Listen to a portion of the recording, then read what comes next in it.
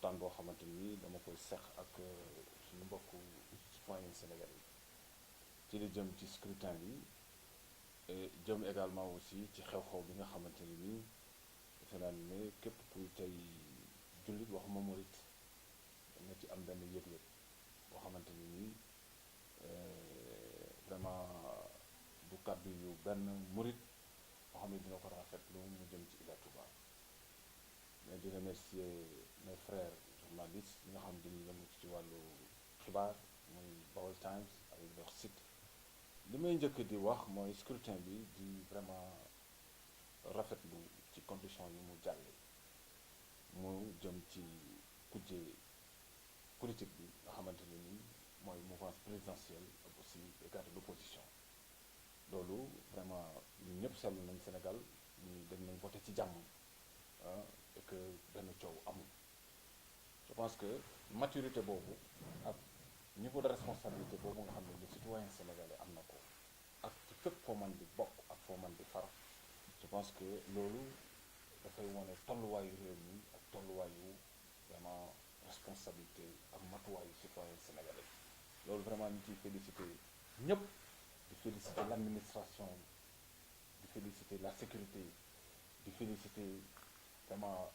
les acteurs politiques di féliciter ñi nga xamante ni nii aussi c'était des candidats nga xamante ni dañu demoon ci élection yi ak ku ci nekk boor ba nga faa donc ce qui convient de reconnaître mooy que c'est le Sénégal qui gagne aujourd'hui am nañu un pas assez important muy vraiment la démocratie ci réew mais ma bëggoon a am rek ñaari kàddu yu ma bëgg a wax boo xamante ni nii jàpp naa ni ne loolu bu waxul rek leneen lu wax rek leneen ngay indi nañu bàyyi les chiffres aujourd'hui à l'heure actuelle seuls les chiffres mooy liy dëgg actuellement leneen du dëgg commission nationale de recensement des voix le conseil constitutionnel lu ci mënti nekk rek chiffres yi ñoom ñooy wax donc il est important à l'heure actuelle de l'évolution du scrutin que ñu bàyyi les chiffres ñu wax c'est la seule constante mooy li nga xamante ne nii moom rek moo mën a refléter la vérité muy dëgg alors les chiffres là moom mooy ce que l'on appelle la souveraineté nationale maanaam askan wi li nga xamante ni moom la moom muy kàddoom muy baatam chiffres yooyu moom mooy li koy déterminer donc de ce point de vue ma jàpp ne bu chiffres yi waxee rek stabilité dina am bu chiffres yi waxee rek paix dina am bu chiffres yi waxee rek effectivement nit ñi dinañu dem liggéeyi te benn fitna du yow donc ci loolu lay rebondir pour faire un appel à ce que les chiffres là ne puissent faire l'objet d'aucune manipulation je pense que tey jàpp nañu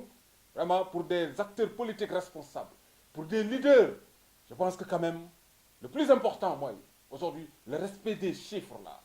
je dis que les chiffres demeurent la seule constante mooy li nga xamante ne nii tey moom rek mooy dëgg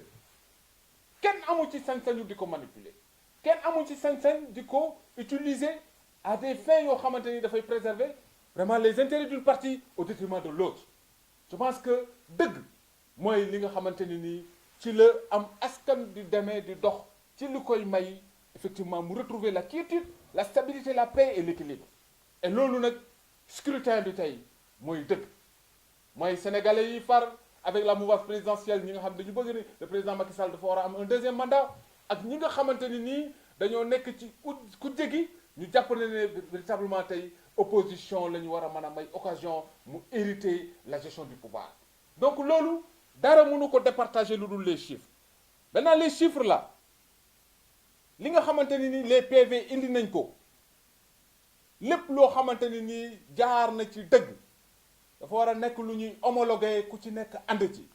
lépp loo xamante ne ni jaarul ci dëgg moo xam ci parti ak boor boo mënti dëkk ak boor boo mënti nekk dañ ko war a seppi teg ko fële c'est parce que loolu moom mooy refléter liy indi dëgg liy indi jàmm am réew dañ koy atte ci dëgg te ñun nag yàlla daf ñu def ñu nit ñoo xamante ne nii du ñu ñàkk di référé wu ci li nga xamante ne nii moom la subhanahu wa taala di ñu jàngal yàlla dafa ni dëgg ci yàlla lu jóge alxaq min rabbikum wala takunanna minal mumtarin bu leen nekk mukk ci ay nit ñuy dute ci dëgg dëgg moom mooy li nga xamante ne nii réew mu koy doxee war naa waat ci yàlla ni kenn mënu koo teree retrouver la paix, la stabilité et le calme. Kon de ce point de vue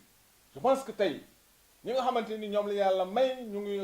ñuy attey nga xamante ne ni ñoom na yàlla dogal tey ci biir commission yooyee ay nit yu ñuy woowee ay juge la ñu am ñeneen ñu leen di représenter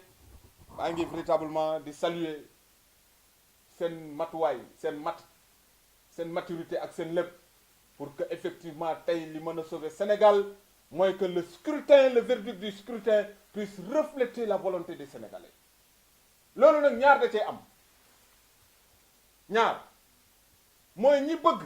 ni dañoo bëgg a may le président Macky Sall un deuxième mandat su yàlla dogalee ni les chiffres révèlent sans aucune manipulation sans aucune tentation de déviation et que effectivement ça reflète la réalité de la volonté des Sénégalais man Amath personnellement tey ak lépp lu mu mënti liggéey dans la mouvance de l'opposition et du 2019 je ferai partie des gens là qui vont accepter ce verdict là mais je leverai ma voix si toutefois que ce verdict là ne reflète pas la volonté man parce que sama carte la am dem voter ji ko et je n'accepterai jamais que cette voie là puisse faire l'objet d'une déviation ou bien d'une manipulation am réew dama ni ñi yàlla may ñu nekk tey di jiite réew mi qu'ils comprennent qu'ils font partie des Sénégalais nous sommes 15 millions de Sénégalais s'ils ont le privilège de pouvoir quand même jouir d'une parcelle d'autorité ñu war a mën a am tey sañ-sañ def ak dindi ci suñu baat bu ñu jàpp ne li leen ko may nekkul ne dañ fee dàq jàng nekkul ne dañ fee gën nit nekkul yàlla dafa dogal ni faw tey mu am ñu jiitu ñeneen ñu topp ci mais ñi jiitu nag li ñuy xaar ci ñoom mooy nit ñu nekk ay nit ñuy atte ak dox ci dëgg yàlla subhanahu wa taala damay wax ni ne damay dégg nit ñi jamono yi yëpp ñuy wax ni ne nañ leen moytu fitna yàlla subhanahu wa taala newul ne na ngeen moytu fitna aaya bi daful ne na ngeen moytu dafa ne na ngeen ragal fitna wa taqoo fitnatan la tusibanna alladina zalamu minkum xaasa waxlamu anna allahu shadidul iqab yàlla dafa ne na ngeen ragal fitna li tax ñu koy ragal mooy yàlla daf ñuy woo ci ne bu ngeen di atte bu ngeen di wax wa iza xultum bu ngeen di wax fa'dilu walaw kaana za qurba yàlla nee na bu ngeen di wax na ngeen nekk nit kuy wax te dëgg tax nit kuy wax te intégrité tax nit kuy wax te mandute tax je pense que loolu bu ñu ko defee ñu atte nit ñi ci dëgg yàlla nee na ngeen jox nit ñi seen ax te su ngeen leen di atte na ngeen leen atte ci dëgg fa iza hakamtum bayna an-naasi an tahkumu bil adli yàlla nee na ngeen leen atte ci mandute aujourd'hui lenn rek ñu mën a sauver commission bu mënti ne c'est le verdict des urnes moom mooy li nga xam te mooy dëgg tey c'est la seule constante qui peut départager effectivement les deux parties et que loolu nag je pense que quand même les gens doivent quand même faire face à leurs responsabilités à leur degré de maturité pour que kenn du ñu nangul kenn et là vraiment je lance un appel au président Macky Sall je dis c'est pour la première fois que je me permets aujourd'hui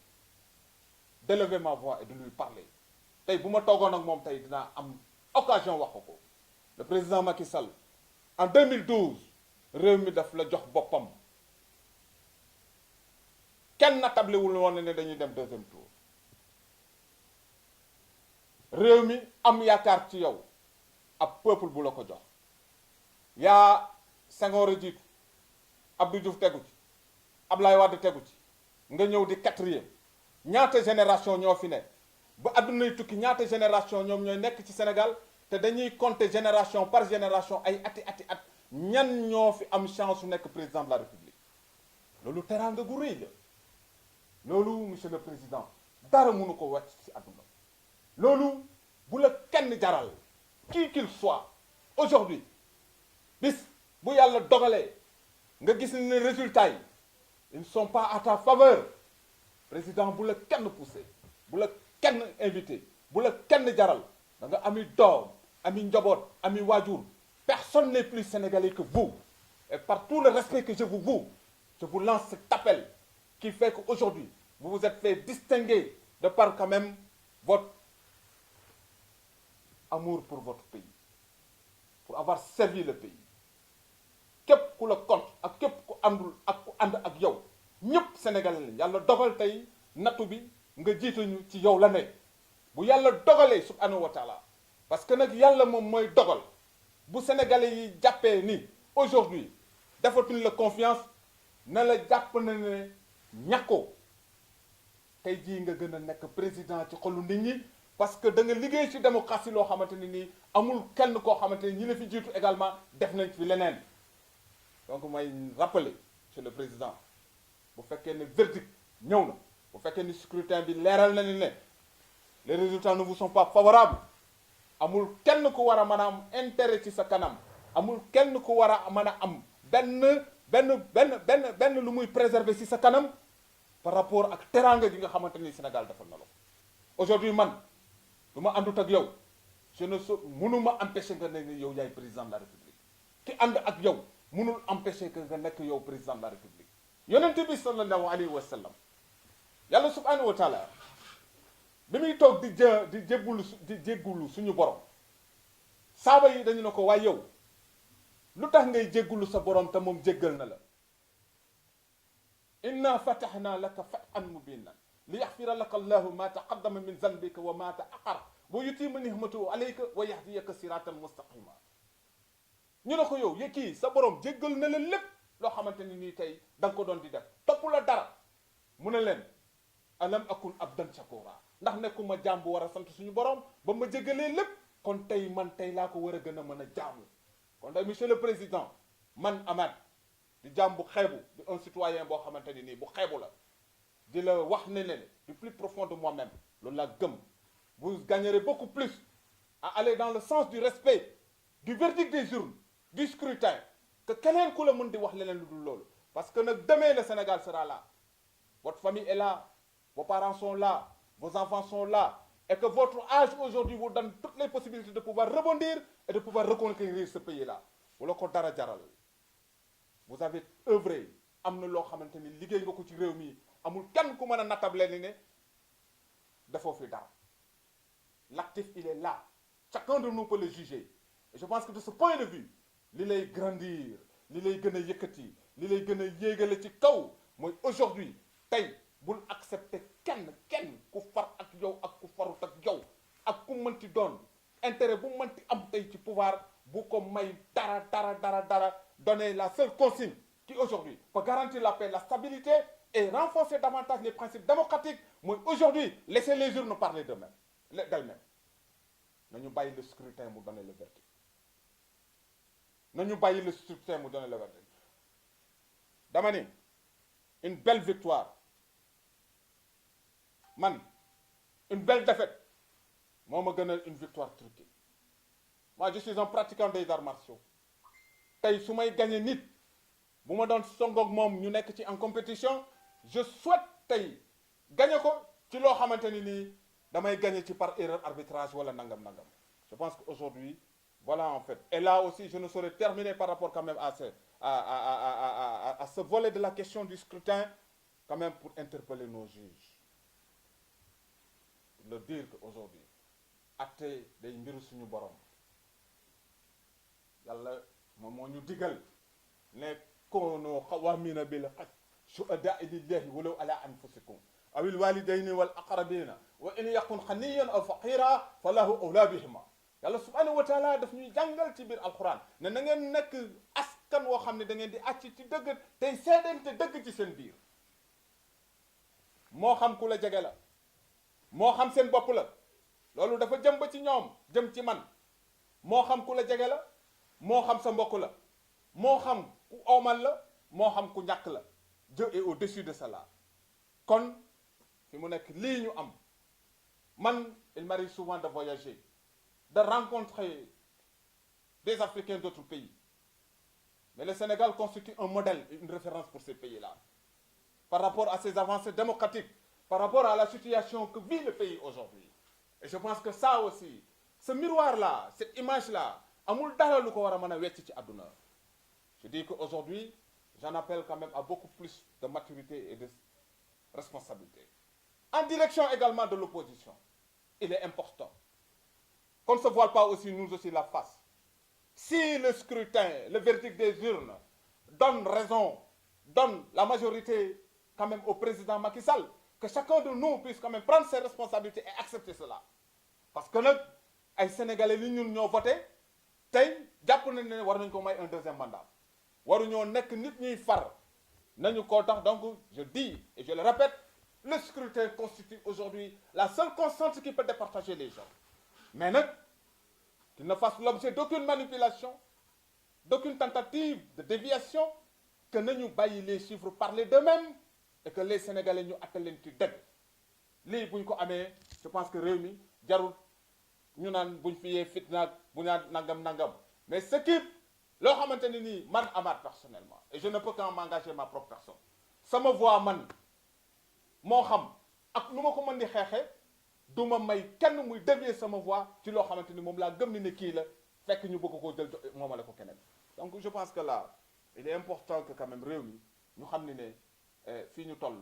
du réew moo xamante ni nii réewu par loolu. Et là par là où je vais terminer aussi, vous m'excusez, mooy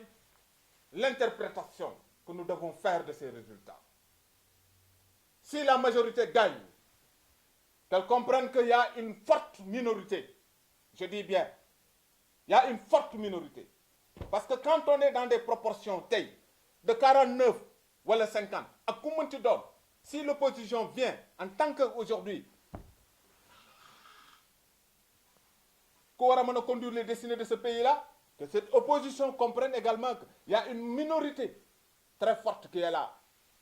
bu manifester ses ambitions, bu manifester son désarroi, bu manifester son mécontentement, bu manifester en fait beaucoup plus quand même de réalisme, que ñu bañ a jàpp ni réew mi ku ko jiite yow ak ñi ànd ak yow ñoom mooy ñooy nga xamante ni ñoom nga war a àndal liggéey réew. Le président de la République, c'est quelqu'un il doit être transcendantal, il doit être au-dessus de tout. C'est quelqu'un qui doit être aujourd'hui en phase par rapport quand même à tout ce qui se rapporte à la vie de notre chère nation. Amul ku muy faral, yàlla dafa dogal subhanahu wa taala amul ku muy faral. Et loolu pourquoi ma wax ko, yonent bi sallallahu alayhi wa sallam dafa ne inni rasulullahi ilaykum jami'an, dafa ne man maa nekk ki ñu yónni ci univers bi yépp. wa ma arsalnaaka illa kaafatan linnaas, yónni wuñ la lu dul ne da ngaa nekk universel. waaye moom même ñi nga xamante ni dañ ko weddi, je pense que démocratie mënta gën a wér loolu. wa in kazabooka dafa ne faxul lii amali walakum amalukum antum bari'uuna bima ahmalu wa anna bari'un bima ta'maluuna. nañu bàyyi bu ñu la investir d'une mission de responsabilité nationale. mu ngi mel ne man Amath, je suis président de l'ordre national des pharmaciens du Sénégal. Est-ce qu'en réalité je me dois aujourd'hui de préserver les intérêts des pharmaciens qui ont voté pour moi ou qui croient en Amath? Non, je dois intégrer l'institution dans toute sa dimension, en tenant compte véritablement des préoccupations de tout un chacun. Et c'est ça en fait la posture d'un dirigeant, c'est ça la posture d'un responsable. Et je dis donc de ce point de vue qu'on comprenne qu'il y a beaucoup d'enjeux qui nous attendent. Il y a beaucoup effectivement de défis qui nous attendent. nekkuñu fii pour di ay yenn question di ñu distraire. Sénégal tey lii dañ ko war a balayer du revers de la médaille. mooy leen jëm ci loo xamante ni nii mooy ay chantier yu gën a important et que bu ñu paree ci élection yi mais réew mi yëpp jubóowaat nekk benn te ñu xam ne c'est dans l'unité, c'est dans la cohésion, c'est dans l'entente qu'on peut construire ce pays-là. Pays kenn du ko construire ci effectivement dans la division du maye dara. Et je pense que donc nous aussi il est important que loolu ñu bàyyi ko xel, que am réew ñetti critères yi moom moo koy defar. bi ci jiitu c'est la compétence, bi ci jiitu c'est la compétence. xam-xam nañu ko bàyyi di ko sofental, xam-xam nañu ko bàyyi di ko jéem a relayer au dernier plan. xam-xam mooy lépp. bu ñu doxee ci xam-xam rek yàlla dinañu may li ñu bëgg. leneen li mooy lan mooy intégrité. mooy njiit ku mënti ne li ñuy xaar ci yow mooy nga nekk nit ku intègre leneen li mooy également mooy yërmande ku jiite ay nit am ci ñoom yërmande ñetti ñi ci ku mu tàbbi rek yàlla subhanahu wa taala dina la may véritablement mission bi nga xamante ne nii ci nga nekk yàlla mayee ci ndam. Donc véritablement par rapport au scrutin voilà en fait ce que je voudrais partager avec vous et di balu ax souvent sénégalais ci wax ji lu ci dëng nga xam ne ne Amath Niang la sama credo sama gëm-gëm sama pas-pas mooy que réew mi dañu koo bëgg moom la ñuy tiitaroo tey li xew ci yeneen réew yi man de bokk naa ci fu ma jullee ñaan ne yàlla bu mu fi am parce que am fi du mucc kenn ci ñun moo tax subhanahu wa taala bi ñuy wax ne na ngeen ragal fitna na ngeen ko ragal parce que loo ragal lu ne rek doo ko moytu loo ragal lu ne dañ ko moytu